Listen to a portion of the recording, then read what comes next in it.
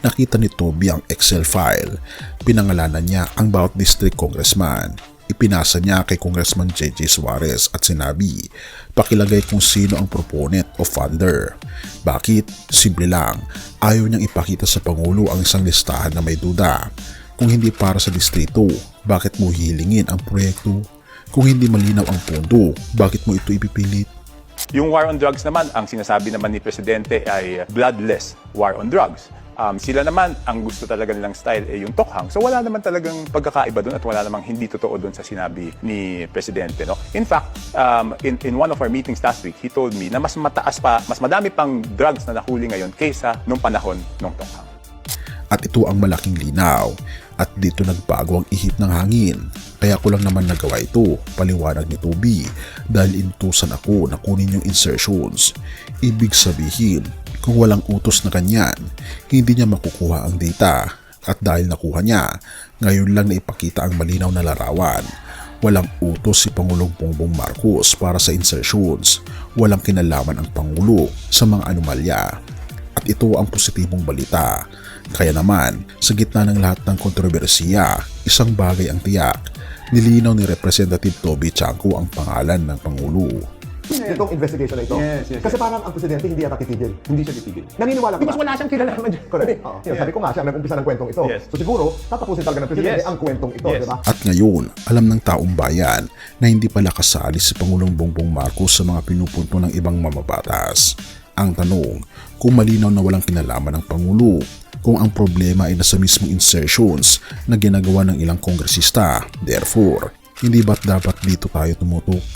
Hindi sa pagdungis ng pangalan ng presidente, kundi sa pag-ayos ng proseso. At kung may dapat papurihan, iyon ay ang tapang ni Toby Chanco na sabihin ang totoo. Kaya anong masasabi mo? Mas kampante ka na ba na malinis si Pangulong Bongbong Marcos?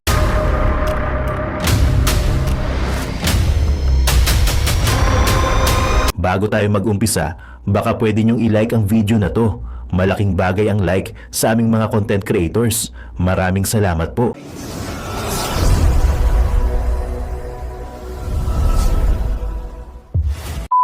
Lagot na, Congressman Toby Chanco. Ibinuking na si Pangulong Bongbong Marcos at isang malaking pasabog ang ating nalaman. Anong kinalaman ni Pangulong Bongbong Marcos sa mga insertions? Halika, atin itong pag-usapan mga kaibigan. So, Che, sinong when you say utos galing saan? Yung paghingi ng listahan, utos po ni Presidente dahil galit na galit siya noon. Itong investigation na ito. Yes. Kasi parang ang presidente hindi yata titigil. Hindi siya titigil. Naniniwala ka ba? Because wala siyang kinalaman dyan. Correct. Sabi ko nga siya, nag-umpisa ng kwentong ito. Yes. So siguro, tatapusin talaga ng presidente Yes. ang kwentong ito, Yes. di ba? Lagot na, oo nilinaw na, Representative Toby Chanco, ibinuking ang katotohanan. Akala ng lahat may tinatago, akala ng marami may kinalaman ng Pangulo. Pero teka, hindi muna ako magsasalita tungkol doon dahil mas interesting ang nangyari sa loob ng Kongreso noong Marso 24. Sino ang nag-meeting? Bakit sa Manila Gulf? At ano ang laman ng listahan na paulit-ulit nilang hinihingi? Huwag kang bibitaw kasi kapag nalaman mo na ang sagot, magugulat ka rin at mapapangiti ka pa para sa Pangulo. In fact, in one of our meetings last week, he told me na mas madami pang drugs na nahuli ngayon kaysa nung panahon ng tokhang. Were there any surprises in yesterday's rally, proclamation rally? Wala naman. Wala. naman. Kahit po yung pananalita ni Pangulo, hindi po kayo nagulat? Hindi naman, he stated facts naman there. Wala naman siyang sinabi na hindi factual doon. Pero matapang, sir. Matapang naman talaga si Presidente. Ang pasensyoso lang. Ang eksena sa Manila Gulf. Naalala ni Representative Toby Chanco, Marso 24, isang araw bago siya ipatawag muli. Nag-request ng meeting sina Congressman J.J. Suarez at Congressman Don Gonzales. Gusto nilang malaman bakit kailangan ang listahan. Sagot ni Toby, yan ang utos. Kailangan ko lang sumunod. Pero, at dito ka dapat huminga ng malalim. Hindi galing sa Pangulo ang utos na iyon. So ang nangyari, natandaan ko, March 24 yun, March 25, nag-request sa akin ng meeting si Congressman Suarez tsaka si Congressman Dong Gonzales. So gusto nila akong makausap sa Manila Golf. Pilit nila akong tinatanong bakit kailangan yung listahan. Sabi ko yun ang utos. So kailangan ko lang sumunod.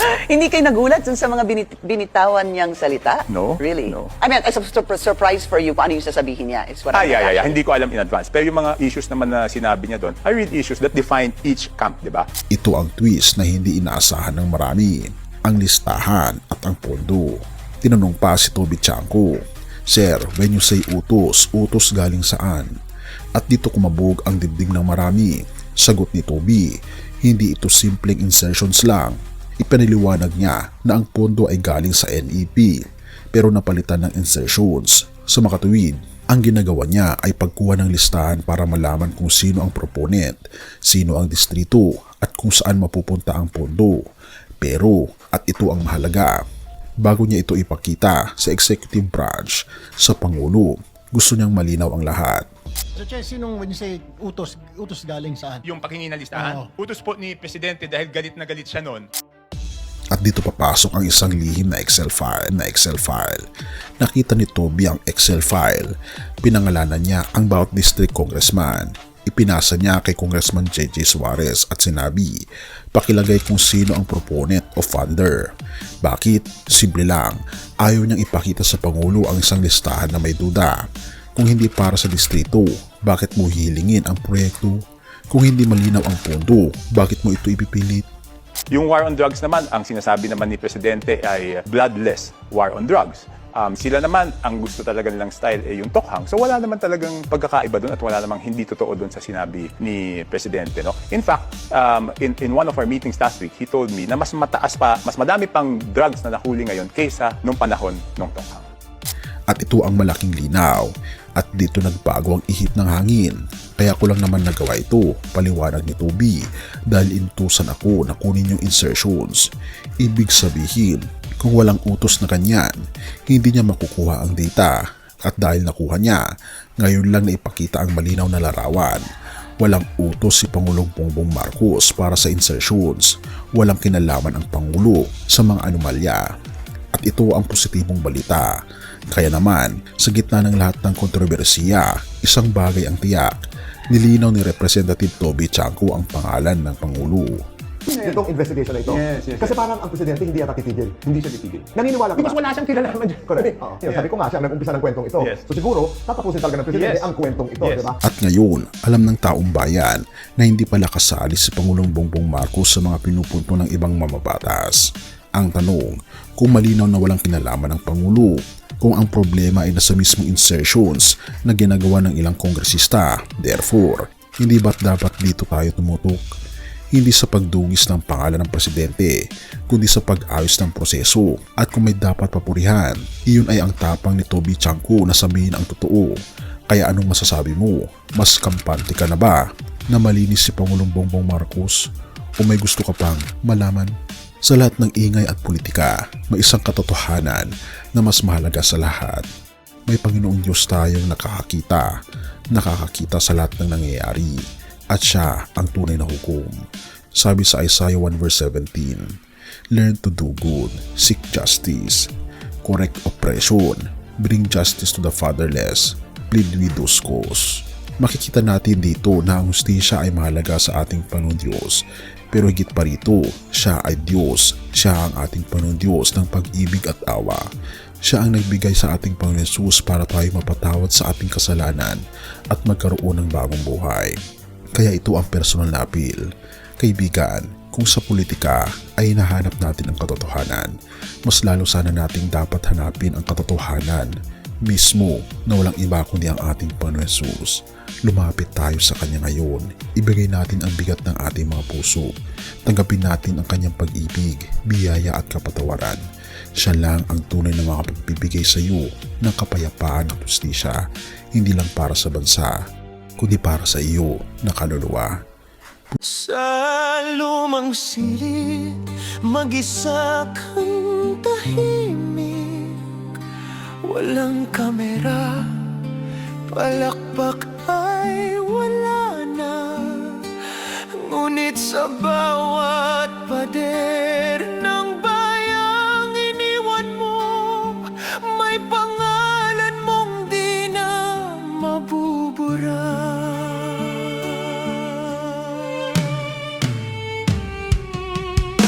Minsan kang naging balikat ng mahihina, kalaban ng takot, kakampi ng masa. Di mo man laging nasabi ang tama, pinili mong ipaglaban ang madla. Hindi ka sakdal gaya naming lahat, pero tumindi ka nang walang pag-atras. At ngayong pagod ka na, tatay, kami naman ang sasalo ng bawat bigat.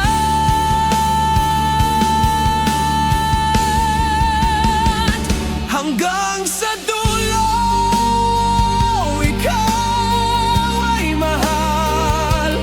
Kahit papagod na ang iyong katawan, tatay, salamat sa iyong paglaban. Ngayon, kami naman hanggang sa dulo. Di ka namin iiwan. Ang kwento mo'y dala ng bayan.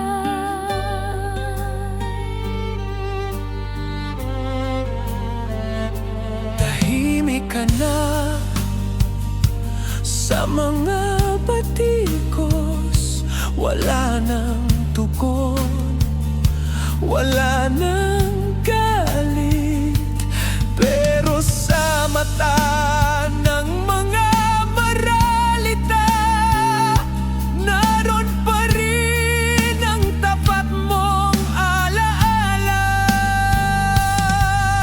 Marami mang di nakaintindi, marami pa rin ang di nakakalimot. At ngayong wala ka ng kapangyarihan, tatay, Ang magtatanggol sa'yo ay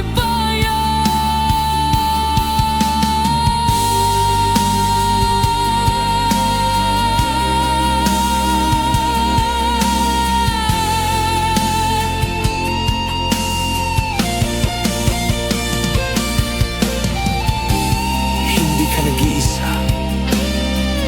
Kahit ngayon,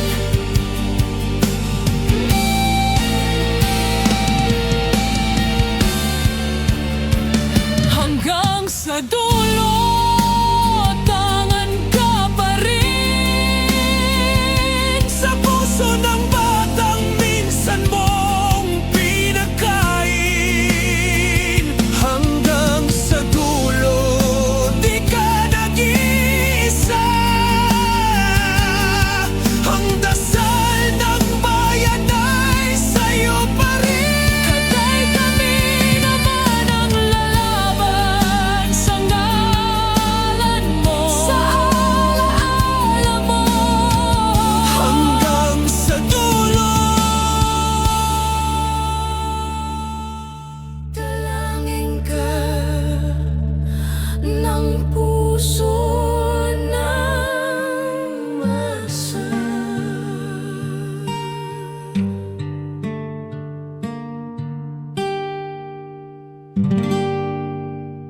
At yun na nga mga kababayan, ano na ang masasabi mo? Kung mayroon kayong hinaing at komento patungkol sa balitang ito, please comment down below. Pag-uusapan natin yan sa comment section. At kung nagustuhan nyo ang video, ay huwag kalimutang mag-like at i-share na din para mas marami pang makaalam at umabot ito sa marami sa ating mga kababayan.